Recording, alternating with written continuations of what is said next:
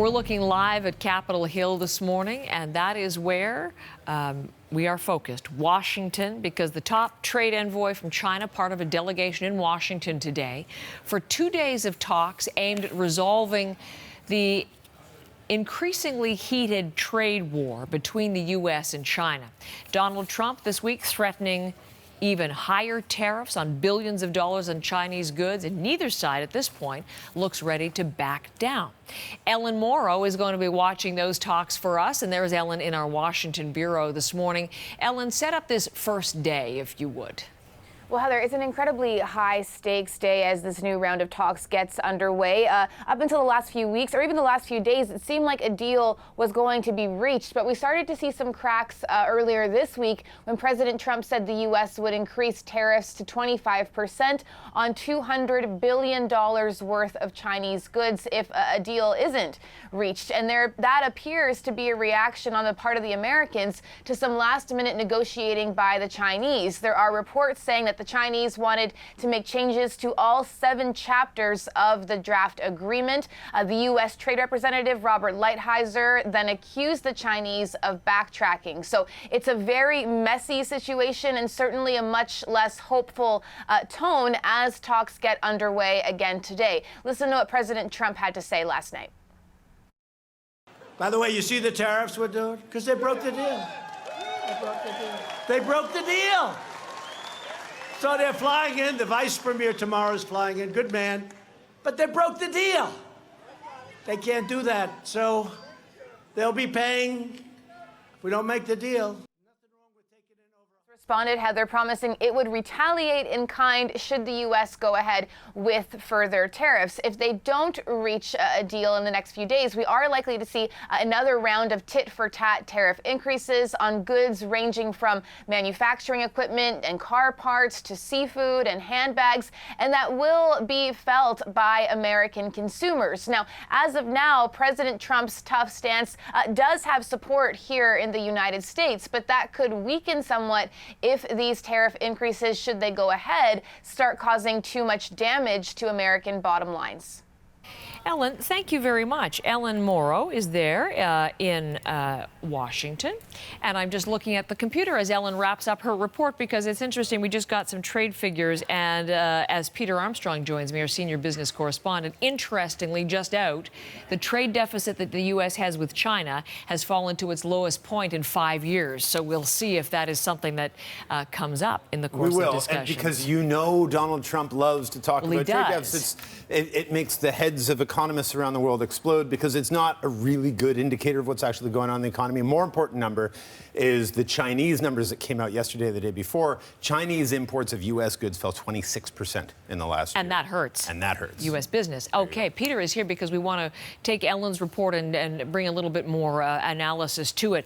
As she was saying, it all looks so promising. Didn't it, though? It really did. And then suddenly a hardening of both sides. Right. And now we have the 2 biggest economies in the world staring each other down. What are the stakes here? Well, the stakes are enormous and they're global, right? This isn't just about China and the U.S. This is about the rest of us that are caught in the wake of these two, regardless of this dispute. And our ability to get our issues on their table is impacted by all of this. And we've seen that reflected in the stock markets this week, right? Like, we went from really obvious sort of trade-sensitive stocks. You can imagine why a company that sells construction equipment to China is suddenly getting its stock beat up because it looks like the tensions are heightened. Or if somebody makes computer chips, for example, this is going to be bad for them.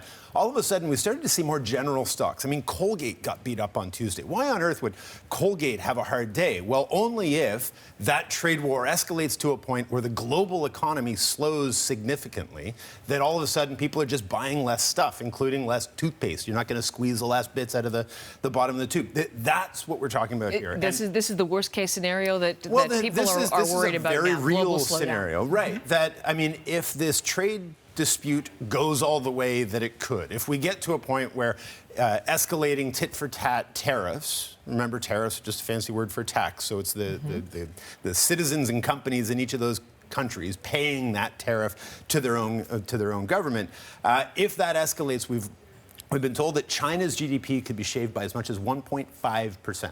1.5%. I mean, Canada's GDP is only going to grow by 1.2% this year. So it's a significant slowing of their economy, which would have a ripple effect throughout the global economy. It's about 6% right now, I think, isn't it? China's growth around yeah, 6. so I mean, they say. yeah, well, that's true. So that's a big hit to it. So that would trickle down and affect Canada. I mean, you mentioned how we could be caught up as collateral damage, I suppose, in all of this. We already are, right? The Globe and Mail did some fantastic reporting this week saying that Canadian officials in Beijing can't even get their phone calls returned right now. That we are just not on the table.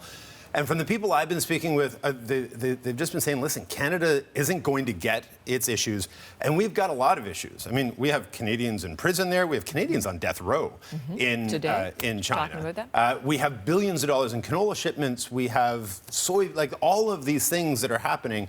We're not even going to get those addressed until the core issue gets sorted out. And then Canada can come in and say, okay, how do we sort out our differences? Because we really did, in the arrest of Meng Wanzhou, the Huawei executive, we totally got caught up in the middle of this dispute.